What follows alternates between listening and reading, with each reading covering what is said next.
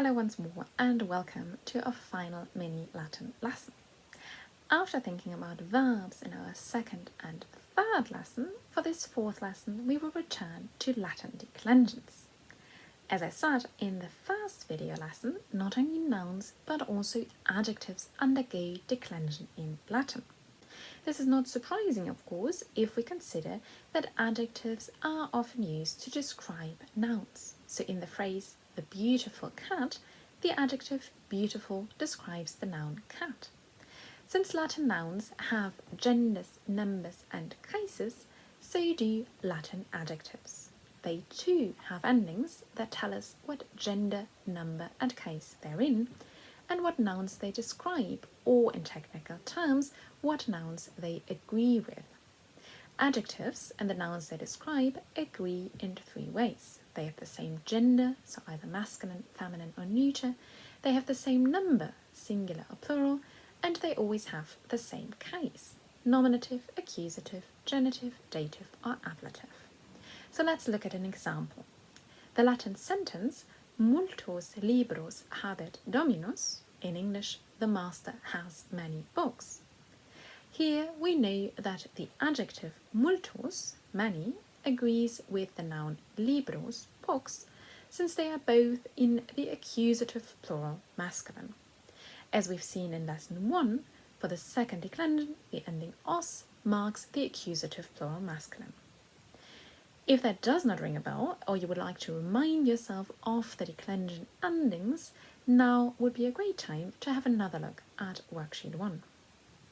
By contrast, multos could not agree with dominus. In our first lesson, we also learned that the ending us, as in dominus here, indicates that a second declension noun is in the nominative singular masculine, and not, like multos, in the accusative plural masculine. Since the agreement of multos and libros in gender, number and case clearly tells us that they belong together, they do not actually have to be placed next to each other. And this is a very important difference between Latin and English, where adjectives always have to be adjacent to their nouns. Even if we write the sentence as multos dominus habet libros, with multos next to the noun dominus, the adjective would still belong with libros since they agree in gender, number and case. Let's have a look at a declension table for adjectives like multos, many, and you find the same table on page 1 of worksheet 4. This is the declension table for the word magnus, big or great. In adjectives like multos or magnus, the masculine endings are like those of amicus, friend, the feminine like those of puella, girl, and the neuter like those of baculum, stick. Have a look at worksheet 1 to confirm this fact. In other words, the adjectives follow in their masculines and neuters the second declension, and in their feminines the first declension. For this reason, they are frequently called 2-1-2 adjectives, second declension, first declension, second declension. For nouns of the first and second declension, 2-1-2 adjectives always have the same endings as the nouns they describe. For instance, the phrase the great friend may be translated into Latin through the words magnus amicus, and so we have twice the ending us. The great girl, in turn, may be translated as magna puella, and so we twice get the ending a. However, as you know from lesson 1, Latin nouns may also follow the third declension, and so they may have endings that are very different from the first two declensions. If a 2-1-2 adjective is now combined with a third declension noun, their endings will look very different from each other, even if they agree in case, number and gender. Let's look at the phrase the great king, for instance, which translates into Latin as magnus rex. Rex and Magnus agree since they are both in the nominative singular masculine, even though they certainly look very different. So remember, adjective forms may have precisely the same endings as their nouns if they happen to be in the same declension, but they can also have very different endings if they belong to different declensions and still agree. So we need to be a bit careful here. To complete this final lesson, we will once again have a look at a sample exercise in preparation for the exercises on your worksheet. The exercise we'll look at is modelled on exercise B on worksheet 4, which asks you to supply the matching adjective for a given noun form and to translate their combination. Let's look at the noun nominibus and find the matching form of the 212 adjective bonus. Good. The first thing we need to do is identify the noun form nominibus.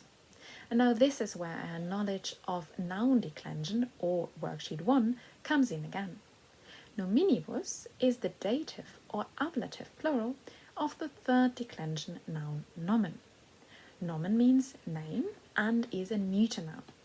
So now we know that we need a form of bonus in the dative or ablative plural neuter. Luckily, both of these forms are the same, but since they are second declension forms, they look a bit different from nominibus. The forms we arrive at are bonis and bonis again for the ablative. So our adjective-noun combination is nominibus bonis. To translate this combination, we need to remind ourselves of the meanings of the different Latin cases. Again, turn to the first worksheet.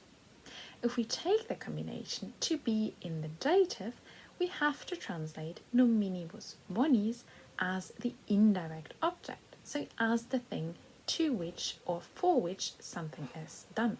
So we might translate for the good names or to the good names. If we translate the combination instead as an ablative, there are a variety of options. So we could take the combination as an instrument or the means of an unknown verbal action, for instance, and translate with the good names or by the good names.